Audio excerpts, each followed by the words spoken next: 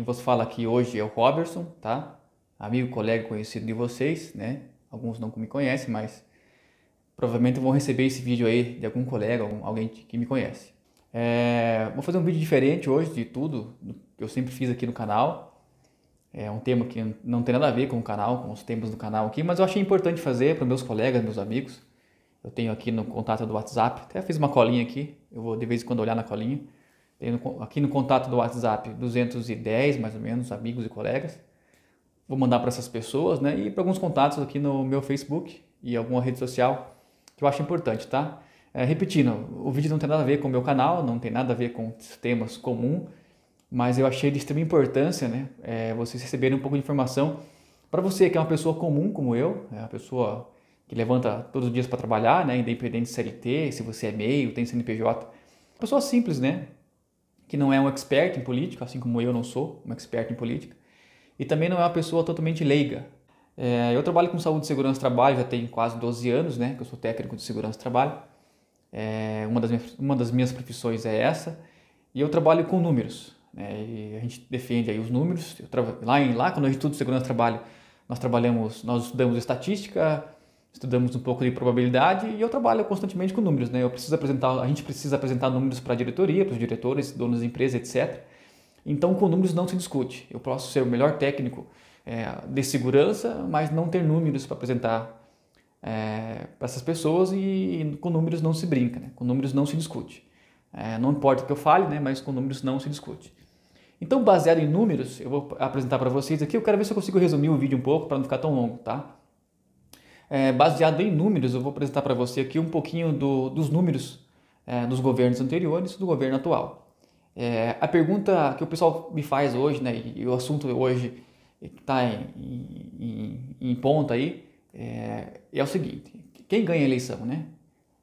Jair Messias ou Luiz Inácio? Essa é a pergunta em questão hoje, né? Hoje é dia 9/10, né? Dia 9 de outubro de 2022.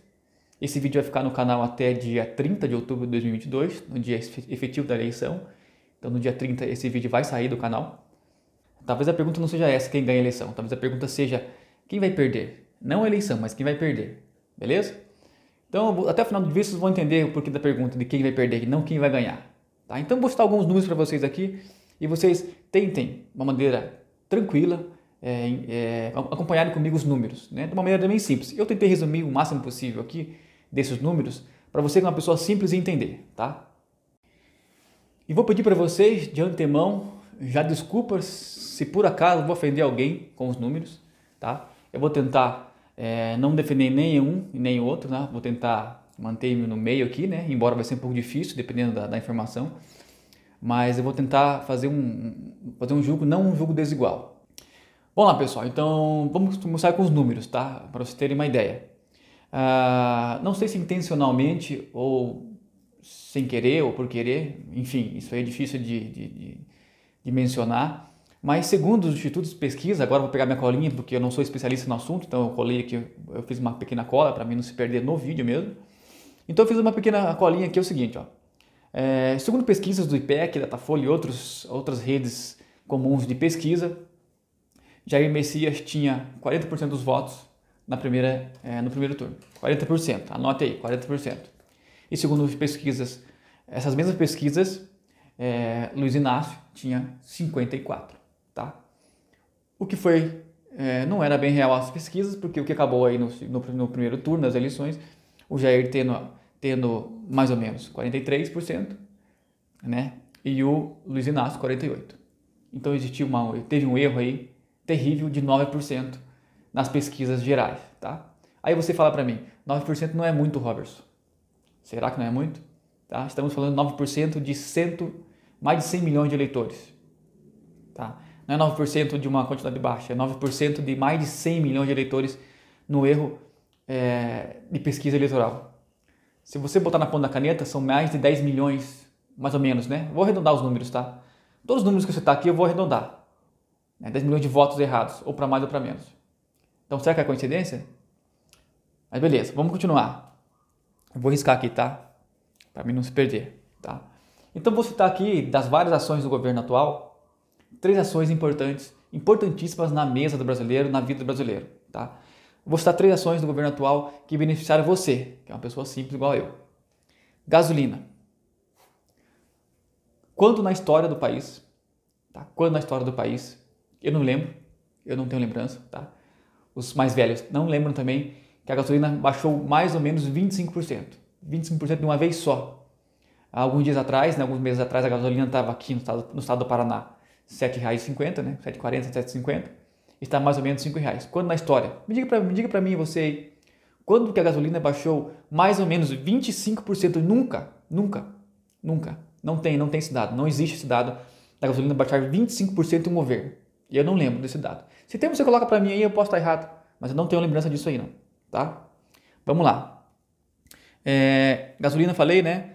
Bolsa Família, né? Que beneficia uma grande quantidade de brasileiros com baixa renda aí. Quanto que as pessoas ganhavam, né? De Bolsa Família, mais ou menos aí, uma média de R$180, né? R$180 uma média. Uns ganhavam um pouquinho mais, uns ganhavam um pouquinho menos, mas uma média de R$180. Quanto que está o Bolsa Família agora? Né? R$600. Então não preciso nem comentar mais nada sobre isso, né? Praticamente triplicou o Bolsa Família aí nas rendas dos brasileiros.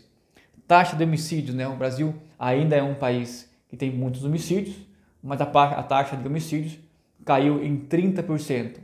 30% é bastante. Não é 15, não é 17. Lembra que eu falei no início do vídeo que eu ia falar em números? Então eu estou falando em números. Caiu em 30%. Você pode pesquisar qualquer site xing-ling aí, vai falar mais ou menos isso aí. 29, 30, 32, mas na média 30% caiu a taxa de homicídio, ou seja, o Brasil passou a ser um país mais seguro. Ainda é um país que tem taxa de homicídios altíssima, ainda, é alto, mas baixou. E o número está aí, estou tirando o número, 30%, tá? Vamos falar em números aqui, né? Continuando em números, né? Inflação, né? Depois eu vou citar a parte do teto de gastos, mas eu vou falar de inflação. Inflação, em 2011, quando o Luiz Inácio deixou a presidência, a inflação estava mais ou menos 6,5. Todos os números que eu citar, eu repito, eu vou arredondar, 6,5. Quanto é a inflação no Brasil hoje? 4,5, arredondando, tá? O que isso quer dizer? Já explico para você sobre a inflação, tá? Teto de gastos, né? Hoje todo governo tem um teto de gastos. O governo hoje federal tem um teto de gastos que eu notei aqui, 1 trilhão 407 bilhão, que é o teto de gasto, né? Mais ou menos do ano passado, retrasado, arredondando os números, né? Esse é o teto de gastos do governo atual, tá? Quanto que é o teto de gastos quanto que será o teto de gastos do possível governo de Luiz Inácio? Sabe me dizer ou não? Não existe números do teto de gastos do possível presidente da República, Luiz Inácio. Não existe. Tá? Ele quer, segundo ele, se ele ganhar as eleições, mas no final eu vou dizer o porquê. Se ele ganhar as eleições, segundo ele, o governo dele não terá teto de gastos, né? O que é estupendo, o que é uma ignorância e o que é assustador para o governo. Imagine só, você tem um salário e você gasta sem limites, né? Você tem um salário e você não tem limites de gasto. Isso é um teto de gastos. Exemplo, você tem seu salário e você gasta conforme o seu salário, certo? Óbvio, você tem que pagar suas contas conforme o seu salário. Agora imagine um governo sem teto de gastos, né? Nenhum governo sem teto de gastos dá certo. Existe um limite e precisa de um limite. Todo governo precisa de um limite. Qualquer governo, independente dele, precisa de um teto de gastos. É como o seu salário. Você ganha tanto e precisa gastar tanto para pagar aquele tanto. Simples, tá? Vamos lá. Lembra que eu falei da inflação? A inflação ela vai agir diretamente no seu bolso, em custos gerais, de tudo que você come, que você compra, que você consome, o que você gasta e assim por diante. Isso, a inflação come parte do seu dinheiro, beleza? Lembrando que a inflação hoje está 4,4%. Tá aqui a minha colinha, tá? Vou riscando para mim não se perder. Visão de agronegócio. Jair Messias, que é, segundo ele, né, que era um agronegócio forte, um agronegócio sustentável, e que o Brasil continue com o PIB alto, né? E um dos grandes PIB do Brasil, né? Uma das grandes forças do PIB do Brasil é que o agronegócio seja forte, certo? Agronegócio segundo a visão de Luiz Inácio. Luiz Inácio, infelizmente, né? Eu vou dizer infelizmente porque é infelizmente mesmo, aí eu vou ter que tomar um lado. Ele diz que o agronegócio brasileiro é uma ameaça para a sustentabilidade, tá? Cara, assim, eu penso assim, eu não sei nem que palavra que usar, é meio que estupendo, é meio que É ridículo, não sei se eu posso falar a palavra ridículo, falar uma coisa dessa, tá? Do agronegócio. Lembra-se, o que você precisa lembrar? O pão que você come, matéria-prima básica, trigo. De onde vem o trigo? Agronegócio. Alimento básico na mesa de qualquer brasileiro, não de todos, mas de qualquer brasileiro. Qual que é o alimento básico na mesa do brasileiro? Feijão e arroz. De onde vem o feijão e arroz? Agronegócio. Então você acha que o agronegócio é uma ameaça para o Brasil? Quem eram os ministros de Luiz Inácio? Eu vou citar 3 nomes para vocês, né? Números, 3 nomes. Cadê os nomes aqui, ó? Lembrando que os 3 nomes que eu vou citar, eles foram julgados, investigados, julgados e condenados em algumas operações. Lava Jato, Mensalão, Petrolão e assim por diante. Tá? Olha só, os ministros desse cara, chamado Luiz Inácio, foram julgados, condenados. Tá? Não sei se agora estão soltos ou não, mas foram presos pela justiça brasileira. É difícil, né? Antônio Palocci, um deles, né? Foi ministro. José Dirceu, pelo amor de Deus, isso aqui é complicado, né? Tem que falar desse cara aqui. José Dirceu. E Delcídio Amaral. Eu citei 3 nomes só, eu poderia botar muitos mais nomes, muitos, né? Ex-ministros, ex-governadores, enfim. Mas esses exclusivamente foram julgados, condenados pela justiça brasileira. Todos coligados, todos ex-ministros de Luiz Inácio Lula da Silva, Dilma Rousseff, etc. Quantos ex-ministros de Bolsonaro foram julgados e presos? Né, de Jair Messias? Nenhum. Tá? Nenhum. Falam em fake news, todo dia falam em fake news, é fake news aqui, é fake news dali, etc. Né? Chamam Jair Messias todos os dias de fascista. Tá? É uma palavra muito fácil de falar, uma curtinha, né? Fascismo, né? Ou fascista. O que é o fascismo? Tá? Não adianta vocês falarem, as pessoas falarem de fascismo de uma maneira simples, como se fascismo fosse só uma palavra. Não é assim que funciona. Para você que é uma pessoa humilde, que tem poucos conhecimentos como eu, mas basicamente, o básico, o que é o fascismo? Básico do fascismo, tá? Fascismo possui características antissemitas, ou seja, não há religião no fascismo. Independente da sua religião, não há religião no fascismo, tá? Então, Jair Messias é fascista? Tem fechado igrejas? Tem apregoado contra as igrejas, independente ou religiões? Não. Então, beleza, vamos para a segunda. Censura. No fascismo há censura. Censura, esse vídeo que eu estou gravando, possivelmente no fascismo eu não estaria gravando. No fascismo não tem várias redes de TV, existe uma censura, tá? Uma censura atacada, uma censura em cima daqueles que são contra. Contra o quê? Contra o fascismo, é óbvio. Existe censura hoje. Né? Jair Messias censura algo? Está censurando as redes sociais? O principal meio de comunicação com todo mundo? Não tem censurado. Regular os meios de comunicação, gente, é censura. Tá? Não tem para onde correr, é censura. E terceiro, é desarmar o povo. Né? Desarmar o povo. Desarmar o povo é uma atitude fascista. Então, citei 3, tá? Citei só 3 para vocês. Desarmar o povo, a população comum, é fascista. É uma censura fascista. E nenhuma das 3 Jair Messias tem. Jair Messias não quer desarmar o povo. Jair Messias não tem características antissemitas. E Jair Messias não censura, não quer censurar as redes. Tá beleza? Quem quer fazer isso? A pergunta é, qual governo, qual pessoa quer fazer isso? Pesquisa aí para você ver, tá bom? Vamos mudar a folha aqui. Quase encerrando aqui, tá, pessoal? O vídeo vai ficar um pouquinho grande. Voltando um pouquinho na censura aqui, ó. Voltando um pouquinho na parte da censura, que eu coloquei aqui, acabei esquecendo de falar. Tem um canal aí no YouTube, do Luiz Camargo. Só você escrever aí, Luiz com Z, Luiz Camargo, você vai encontrar ele. Esse canal aí, né? É um canal que eu indico para vocês.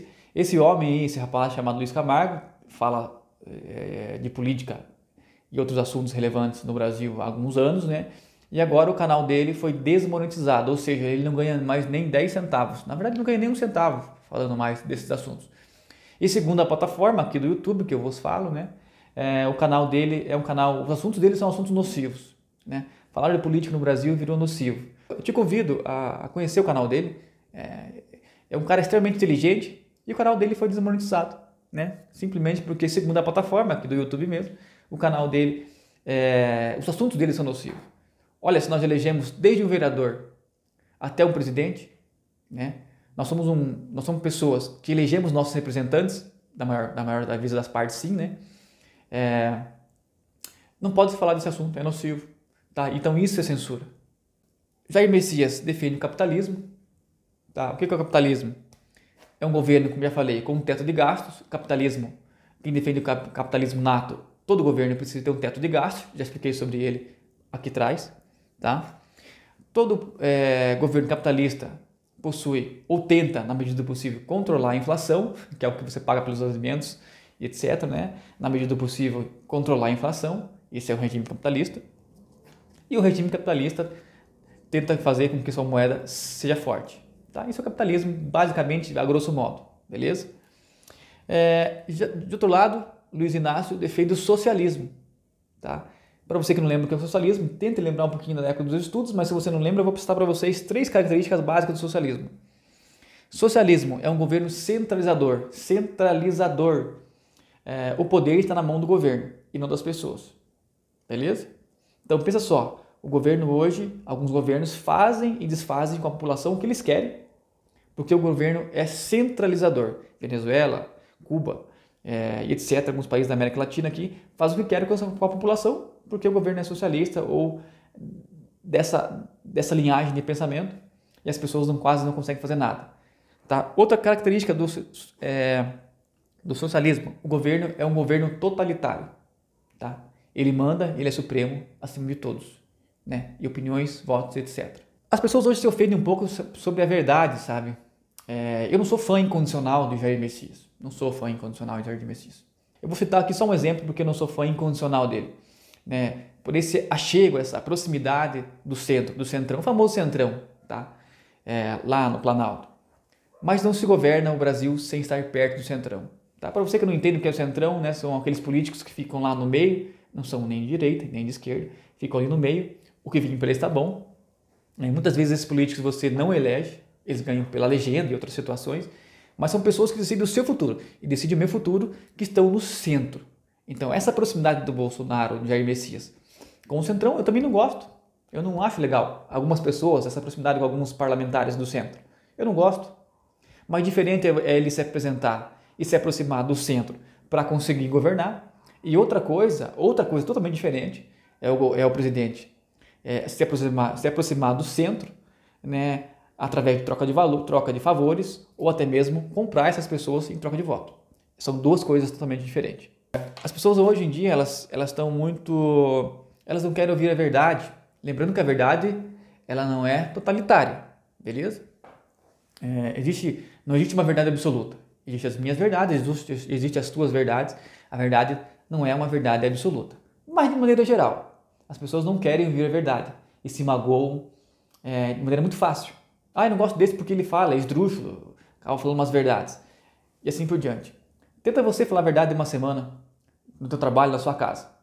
Para de querer agradar os outros e fale um pouquinho a verdade. Tá? Você não vai agradar todo mundo, você jamais vai agradar todo mundo se você falar umas verdades e umas sinceridades. Tá? Mas é necessário. Lembra lá no começo do vídeo que eu falei para vocês quem ia perder e quem ia ganhar? Né? Na verdade, o assunto não é nem tanto esse, né? Quem vai ganhar as eleições ou quem vai perder nas urnas. Né? Quem vai perder, dependendo de quem vai governar o país daqui para frente, né? Vai ser nós, cidadãos mesmo. Tá? É só você pegar a história do passado, entender o que você está vivendo hoje, que é o presente, e verificar o futuro. Você está no presente. Você tem que ter um passado e você precisa olhar para o futuro. Pega o passado dos presidentes, das pessoas que rodearam eles, tá? E olha o que foi feito no passado, preste atenção no presente e dê uma olhada no seu futuro. Tá? Então não precisa dizer mais nada. Né? Quem foram eles, o que eles fizeram, né? No passado, o que eles querem fazer hoje e qual é a visão futurística. Eu te convido a ler um livro que eu li há uns meses atrás, Fake News. Tá? Por que eu falo para vocês, quase encerrando o vídeo aqui, que vocês possivelmente são bonecos de manobra, e eu fui boneco de manobra, porque eu não entendia como funcionava, eu ainda não entendo em toda a sua complexidade como é que funciona o sistema eleitoral brasileiro, tá? Mas esse livro aqui é um livrinho fino, pequeno, tá? Chamado Fake News, é uma forma resumida de você entender como estão mentindo e mentiram para nós durante anos. Então, encerrando o vídeo, pessoal, nós iremos se encaixar em duas categorias finais, segundo a minha visão aqui, tá? A minha visão pode não ser a mesma que a sua. Então, ou nós somos ignorantes, no sentido da palavra de ignorar todas as informações, os números do passado que já aconteceu, né? Ou nós somos ignorantes, ou nós somos bonecos de manobra. Então não tem para onde correr, na minha visão. Ou nós ignoramos, ou somos apenas bonecos de manobra dos sistemas convencionais.